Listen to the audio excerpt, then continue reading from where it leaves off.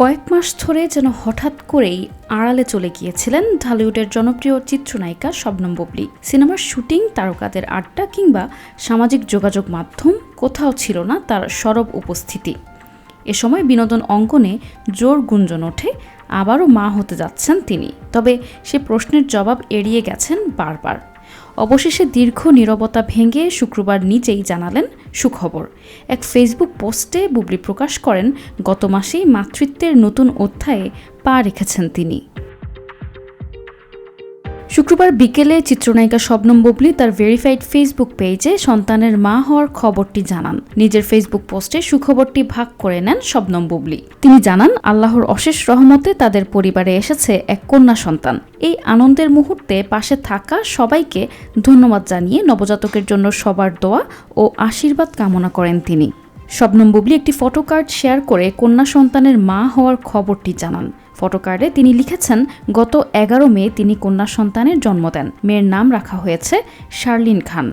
শাকিব খানকে ট্যাগ করে বুবলী তার মা হওয়ার খবরটি ফেসবুক পোস্টে জানিয়েছেন। বুবলীর এই পোস্টে এই সংবাদ করার সময় পর্যন্ত প্রায় 61,000 রিয়াকশন এসেছে। মন্তব্য এসেছে প্রায় 12,000-এর বেশি। আর বুবলীর পোস্টটি শেয়ার হয়েছে 1,500-এর বেশি। ভক্ত শুভাকাঙ্ক্ষীরা বুবলীর কন্যা সন্তান আগমনের খবরে শুভকামনা জানাচ্ছেন। 2020 সালের 21 মার্চ যুক্তরাষ্ট্রের একটি হাসপাতালে শাকিব বুবলীর সন্তান শেহজাদ খান বীরের জন্ম হয়। এর 2 বছর পর 2022 সালে সন্তান জন্মের খবরটি একসঙ্গে প্রকাশ্যে আনেন এই দুই তারকা। তবে এবার 1 মাস পূর্ণ হওয়ার আগেই কন্যা সন্তান জন্মের খবরটি প্রকাশ্যে আনলেন বুবলী। 2 বছর গোপন রাখার পর ছেলের জন্মের খবর জানিয়েছিলেন শবনম বুবলী ও শাকিব খান। আর এবার কন্যা সন্তানের আগমনের সংবাদ প্রকাশ্যে আনলেন মাত্র কয়েক সপ্তাহের মধ্যেই। দীর্ঘদিনের নীরবতা ভেঙে মেয়ের ছবি নয়, একটি ফটো কার্ডেই জীবনের নতুন অধ্যায়ের খবর জানালেন তিনি। আর সেই মুহূর্তেই সামাজিক যোগাযোগ মাধ্যম জুড়ে ছড়িয়ে পড়ে শুভেচ্ছার বন্যা।